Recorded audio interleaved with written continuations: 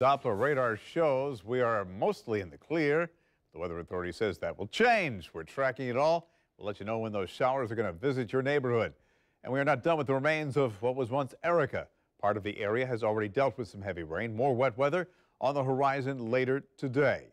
Channel 4's Elizabeth Campbell is covering flooding in St. Augustine. Blake is looking through photos from storm pins. But we begin with meteorologist Richard Nunn and your Weather Authority update. So when do those heavy showers start boogieing on through the area? It looks like these are still going to be mainly late in the day, as the models were indicating all morning long. We're looking at about say a 4 to 5 o'clock go time, with clouds and that rain moving in late this afternoon. We'll take you through the model data coming up here in your full forecast. Also get you caught up on the latest with Hurricane Fred. Let's go over to Blake for some of those storm pins picks. Yeah, thanks a lot, Richard. You know, you guys have really been sending in some really nice pictures of the flooding issues going on around town. Starting first off with downtown St. Augustine. This is Cordova Street, or near Cordova Street. You can see the water just covering the roadways there. Again, this has been an issue since Sunday afternoon, as when the heavy rain moved in. Some areas picking up over 3 inches of rain pretty quickly. And you can see here on this particular picture, this car driving through some street in Orange Park with some pretty hefty water on it. I wouldn't say that the flooding is substantial, but you can see it already coming up into the yards on this house in that neighborhood. Also here, looks like a SUV. This is in Orange Park as well at Horton, and can't read the street name. But anyway, the bottom line is you could see that street covered in water there, and the water easily coming up about halfway up those tires. And finally, let's end with one more. We'll show this one here, just a lot of water showing there in the yard. And again, this is going to be a scene that's repeated over the course of the next couple of days as we continue to look for that threat of heavy rain all the way through Wednesday, before finally maybe seeing a little bit of sunshine returning by the end of the week. Storm Pins is an easy application to use for both iPhone and Droid. Download it and we'll get your pictures on the air just as soon as we can. Bruce? Thank you. So Erica may be behind us, but Northeast Florida is still on alert for potential flooding, especially along the coast. St. Johns County has already seen some near Flagler College in downtown St. Augustine. News4JAX's Elizabeth Campbell has been live in St. Johns County all morning. She joins us once again. Elizabeth, so has that high water receded any since we last chatted about 8, 9 o'clock this morning? It has, Bruce. We've been out here since about 5 o'clock this morning, and not only has the water receded, but we also haven't felt a drop of rain all morning long, but we know that is subject to change, and people in the area are aware of that too. Now, right now, we're in historic downtown St. Augustine. We're right in the middle of the square, and as you can see, there's a lot of people out. People and tourists have been out and about all day long. Right now, things are looking good, but again, that could change at some point today. Now, I want to show you some video that we got. This is what conditions were like yesterday and the reason why people in the city are preparing. Several streets in downtown were flooded, but they were dry by this morning. Now, the leftover water today could mostly be found in parking lots and in areas with grass and dirt where huge puddles of water formed. One of the biggest areas of standing water we found this morning was actually in the parking lot behind Lewis Hall, which is a Flagler College boys dormitory. Within the past few hours, we've spotted several city crews out cleaning up debris from the weekend's rain, and they say that living on the Florida coast, they are always preparing for more possible wet weather. When there is bad weather, does it make your job more difficult? Oh, we usually have to do extra steps of cleaning up and preparedness when storms come through. Like, if a hurricane comes through, we have to make sure that all our trucks are gassed up, our chainsaws are sharp and ready to go in case branches fall down the middle of the street. Now, the city is getting ready for a very big weekend. They are having their 450th celebration. So those workers tell me they're going to be working even harder throughout this week to make sure everything is cleaned up and to make sure the city is looking perfect as people, thousands probably, head to St. Augustine this weekend to celebrate the city's 450th birthday. Reporting live from St. Augustine, Elizabeth Campbell, Channel 4, the local station. Thanks, Elizabeth. St. Johns County is helping homeowners get ready for the potential of flooding. There's several locations where you can pick up sandbags. 4 spots that you can visit: Fire Station 10 on Library Boulevard in Ponte Vedra, under the Palm Valley Bridge on the east side, Sims Pit at Holmes Boulevard, and Butler Park West at Riverside Boulevard in Crescent Beach. Empty sandbags and sand will be provided. Got to bring your own shovel to fill them up, though. Now, people who live along Black Creek in Clay County are well aware of flooding. and the dangers it possesses. All weekend, people in the area prepared for the heavy rain in an area that floods quite often during big storms. Emergency management officials say Black Creek is the top spot that floods. It's pretty much the same. It changes. It has some fluctuation with tidal action anyway. So sometimes the days will be higher and sometimes it'll be a little bit lower. It is flowing pretty fast right now, but and it is up a little bit, but not too high. We keep plenty of flashlights, plenty of water, plenty of canned foods. Generator's already set up. 40 gallon of gas ready, so I'm ready for it. I'm always ready. There are several locations where you can get your sandbags over there in Clay County. The Middleburg Fire Station, number 14 on Everett Avenue. Fleming Island Fire Station, number 22 on Pine. The Green Cove Public Works Department on Gum Street. And the Town of Orange Park Fire Station, which is on Stowe Avenue. Emergency operations centers across Florida are keeping a wary eye on the potential for heavy rain from the remnants of Erica. In Putnam County, they're operating at level 3, meaning they're just monitoring conditions from now. Officials there are reporting some road flooding. Alachua County is under a flood watch. City of Gainesville is just one of several cities handing out sandbags. Baker County has partially activated its EOC. They're watching the St. Mary's River. Don't forget to download our weather apps. You'll get weather updates instantly on your phone through the Weather Authority app. Turn on those push notifications. That way you'll be alerted when there are changing weather conditions. Just search WJXT in your Apple or Android store. It appears the prime suspect in the disappearance of 21-month-old Lonzie Barton has no chance of getting out of jail anytime soon. And today, prosecutors asked that Reuben Ebron's communications with outsiders be limited. That move by prosecutors comes after Ebron allegedly communicated with a woman he was ordered not to have contact with. Channel 4's Marcus White was in the courtroom this morning. Marcus, tell us what came down. Well, Bruce, that hearing in the courtroom lasted about 10 minutes. Today, Reuben Ebron appeared in court, and this, of course, comes just days after he was charged with attempted escape from jail, possession of a handcuff key, and possession of contraband and criminal conspiracy. This morning, Reuben Ebron appeared in extra secure handcuffs and an orange jumpsuit in a courtroom in the Duval County Courthouse today.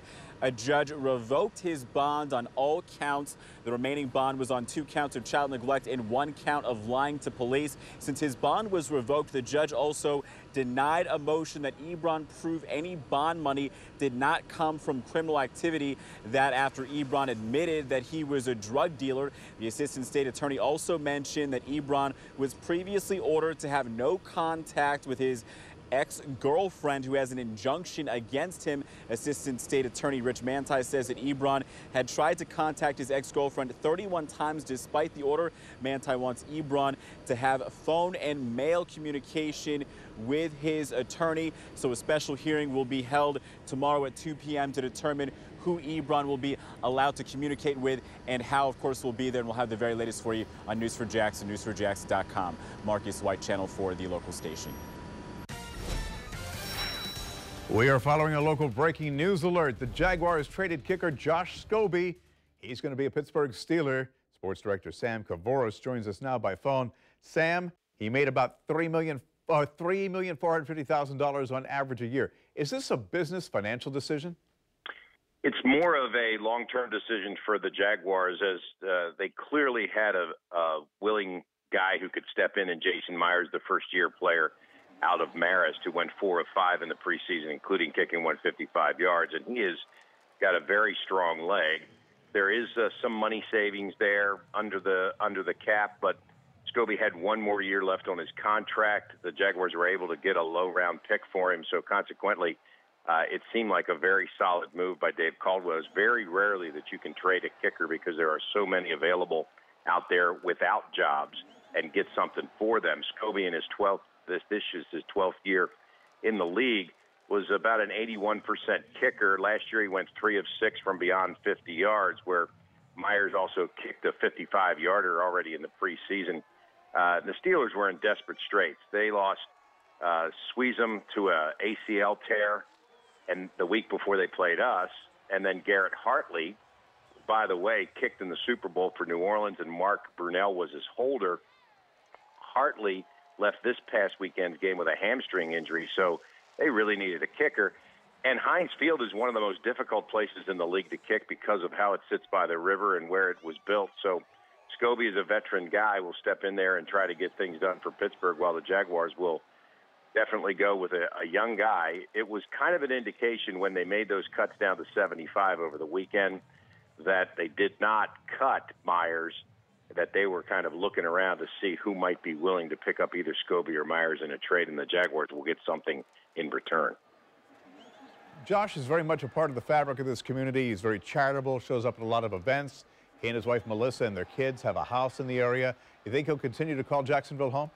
I don't think there's any question about that. He may trade that Aston Martin in for an airplane to get back and forth to Pittsburgh at this point, based on what it's like to live here and what the weather's like in that time of the year. But Scobie is a former champion at San Jose Country Club. He's very well known in the area.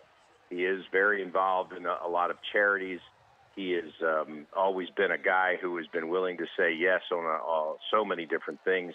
And anytime you play in one city for 12 years, particularly as your first team came from Louisiana Tech, you're going to be popular. And it wouldn't surprise me if Josh lives here full time. His family will probably stay here. And when he retires from football, which may not be in the distant future, he may be a permanent resident of North Florida. And if he's mad about anything, it's that you can't really play golf in November and December in Pittsburgh. Sam, thanks very much. We'll talk more tonight. And don't forget the All Access show this evening right here on the local station. Be right back.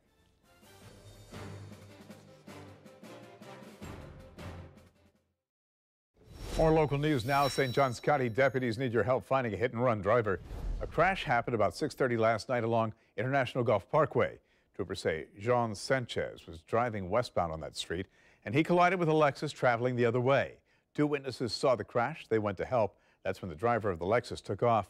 Sanchez suffered serious injury. He's recovering at UF Health. The crash is still under investigation. Putnam County covering it now. Deputies there are searching for a bank robbery suspect. Investigators tell News4Jax a man walked into the TD Bank in Crescent City saying he had a gun. Detectives say the man did not show tellers a weapon. The man's a tall, slender black male who was wearing blue jeans and a black and white windbreaker with a hood over his head. Have any information? Call the Sheriff's Office 386-329-0800. Always watching, always tracking. Channel 4 is the weather authority. Getting you caught up in the tropics here. We'll start with the 11 o'clock update for Hurricane Fred. We may see some of those flooding concerns tilted that direction. Thursday looks like the driest day of the work week, Bruce. We should enjoy that because we're back to the showers and storms by the weekend.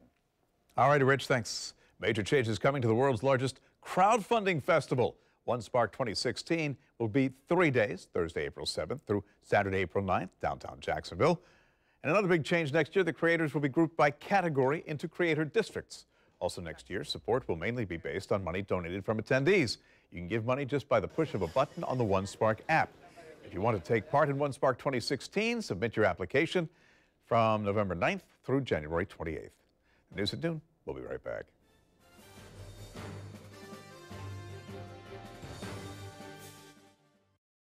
The man charged in the shooting death of a suburban Houston sheriff's deputy appeared in court this morning. Shannon Miles is charged with capital murder in the death of Darren Goforth, a 10-year veteran of the Harris County Sheriff's Office. Goforth was shot while filling up his gas tank in Cypress, Texas. Authorities call the shooting clearly unprovoked. Found money turns into a big jackpot for one man. Wait till you hear how much this lucky winner won after spending a $20 bill he found on the ground.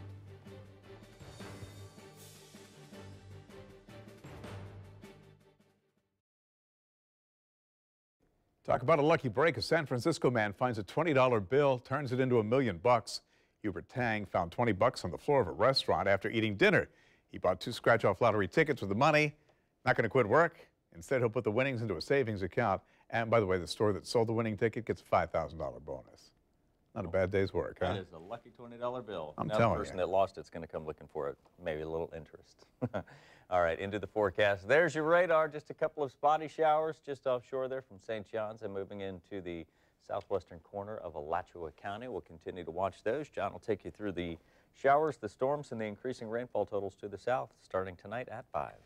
That's going to do it for us. The crew is back at 5. In the meantime, it's news4jax.com and your Weather Authority apps to keep you posted. Have a good afternoon.